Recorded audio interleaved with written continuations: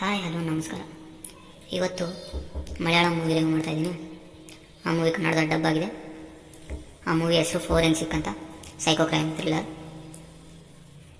ಈ ಮೂವಿಯಲ್ಲಿ ಪಾಸಿಟಿವ್ಸ್ ಬಿಟ್ಟರೆ ನೆಗೆಟಿವ್ಸ್ ಅನ್ನೋದು ಏನೂ ಇಲ್ಲ ನನ್ನ ಪ್ರಕಾರ. ಯಾಕೆಂತಂದರೆ story, screen play, direction, music ಎಲ್ಲ ಕರೆಕ್ಟಾಗಿ ಇದೆ. ಏಕೆಂತಂದರೆ ಸ್ಟೋರಿಯಲ್ಲಿ ಅನ್ವಾಂಟೆಡ್ ಥಿಂಗ್ಸ್ನ ಎಲಾಬ್ರೇಟ್ ಮಾಡಿಲ್ಲ, ಮತ್ತು ಮ್ಯೂಸಿಕ್ನ ಓವರಾಗಿ ಕೊಟ್ಟಿಲ್ಲ, ಎಷ್ಟು ಕೊಡಬೇಕು ಅಷ್ಟೇ ಕೊಟ್ಟಿದ್ದಾರೆ. ಆಮೇಲೆ ಈ ಮೂವಿಯಲ್ಲಿ ಸ್ಟೋರಿ ಲೈನ್ ಏನು ಅಂತಂದರೆ, ಆ ಸಿಟಿಯಲ್ಲಿ ಕಂಟಿನ್ಯೂಸ್ ಆಗಿ ಬಿಲೋ 5 years ಚಿಲ್ಡ್ರನ್ಸ್ ಕಾಣೆಯಾಗಿ ಅದಾದಮೇಲೆ ಸ್ವಲ್ಪ ದಿವಸ ಆದಮೇಲೆ ಸತ್ತು ಬಿದ್ದಿರ್ತಾರೆ ಎಲ್ಲಾದರೂ. ಅದು ಭಾಳ ಅದೇ ಥರ ಆಗ್ತಾಯಿದೆ. ಅದಕ್ಕೋಸ್ಕರ ಒಬ್ಬರು ಪೊಲೀಸ್ ಆಫೀಸರ್ನ ಅಪಾಯಿಂಟ್ಮೆಂಟ್ ಮಾಡ್ತಾರೆ.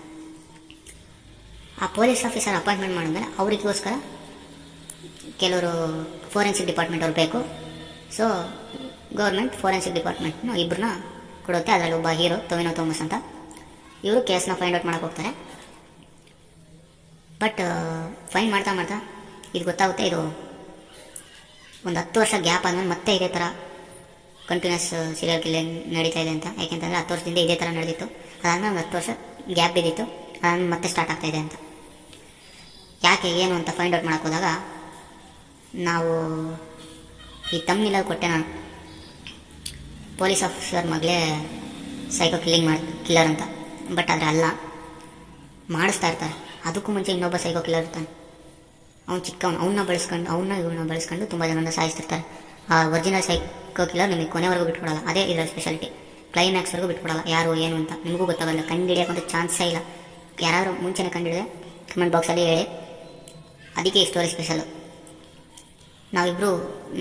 ಅವರಿಬ್ಬರು ಸೈಕೋ ಕಿಲ್ಲರ್ಸ್ ಅಂದ್ಕೊಂಡಿರ್ತೀವಿ. ಫಸ್ಟಿಗೆ ಆ ಹುಡುಗ ಸೈಕೋ ಕಿಲ್ಲರ್ ಅಂದ್ಕೊಂಡಿರ್ತೀವಿ, ಅದಾದಮೇಲೆ ಆ ಹುಡುಗಿನ ಅಂದ್ಕೊತೀವಿ.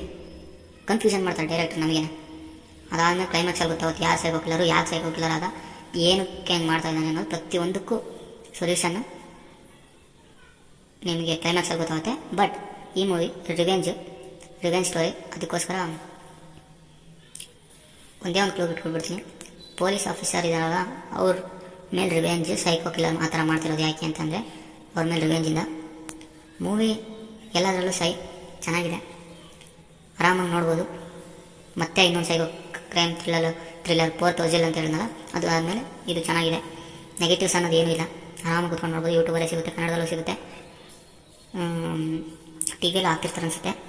ಚೆನ್ನಾಗಿದೆ, ಎಂಜಾಯ್ ಮಾಡ್ಬೋದು. Bye. Thank you for watching. Subscribe ಮಾಡ್ಕೊಂಡು